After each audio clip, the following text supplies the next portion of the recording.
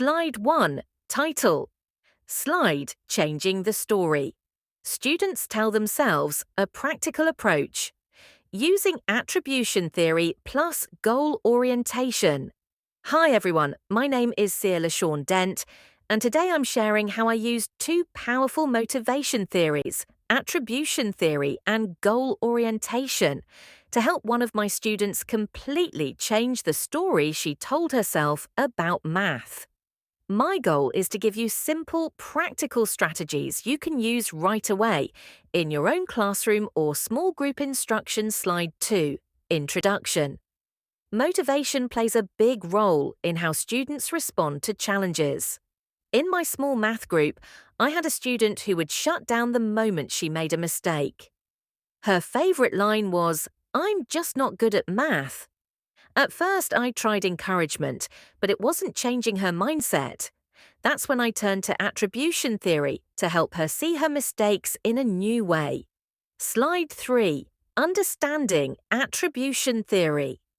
Attribution theory, developed by Bernard Weiner, explains how students make sense of their successes and failures. They ask themselves, did I cause this? Is it something that stays the same or can it change? Do I have control over it? My student believed her mistakes were a sign of low ability. She saw them as internal, stable and uncontrollable, which is the perfect recipe for frustration and giving up. Slide 4. The challenge. Every time she got something wrong, she took it as proof that she just couldn't learn math. Her mindset wasn't about the work, it was about her identity as a learner. My goal became helping her reframe failure, not as something permanent, but as something she could overcome. Slide 5. My act of motivation. I started giving her feedback focused on effort, practice, and strategy, instead of being good or bad at math. I celebrated small wins and showed her step by step how to approach problems. Most importantly, I modelled the kind of self-talk I wanted her to use.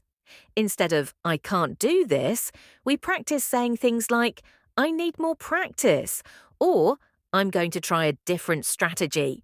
Slide 6. The shift in motivation. Slowly, her language started changing. One day, instead of shutting down, she said, "I just need to slow down." That moment told me everything had shifted. Her accuracy improved, her confidence grew, and she started trying even when something felt difficult.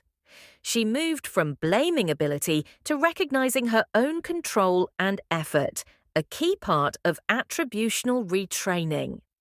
Slide 7. Goal orientation theory. If this slide is not present, I will add it for you, but use this script regardless. Around the same time, I incorporated parts of goal orientation theory. This theory looks at whether students are focused on performance goals, trying to look smart or avoid looking wrong, or mastery goals, focusing on learning, growing, and understanding. My student was stuck in a performance mindset. She wanted to be right the first time. Once I shifted her toward mastery goals, mistakes became part of learning instead of something to fear. Slide 8. Target audience. This presentation is especially for early elementary teachers, interventionists, and anyone who works with small math groups. These strategies work well with students who experience self-doubt, math anxiety, or low confidence in their abilities. Slide 9. Synthesis, attribution theory plus goal orientation.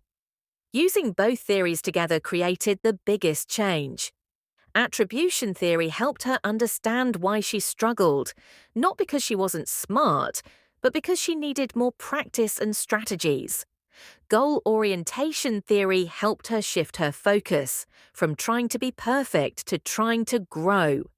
Together, these theories built her confidence, persistence, and resilience. She learned that mistakes don't define her, they guide her. Slide 10. Lessons learned. This experience reminded me that motivation begins with mindset. Students listen closely to the explanations we give them about their work. When we reframe challenges in a positive, controllable way and encourage mastery-focused goals, students begin to see themselves differently. Slide 11. Future application. Moving forward, I plan to continue promoting controllable causes like effort, practice, and strategy. I want to normalize mistakes, encourage mastery goals, and support every student in believing that improvement is always possible. When students change how they explain failure, they change how they see themselves. Slide 12. Final thought. I want to leave you with this quote from Bernard Weiner. When students change how they explain failure, they change how they see themselves. Thank you so much for watching, and I hope these strategies help you support your students' confidence and motivation just like they helped mine.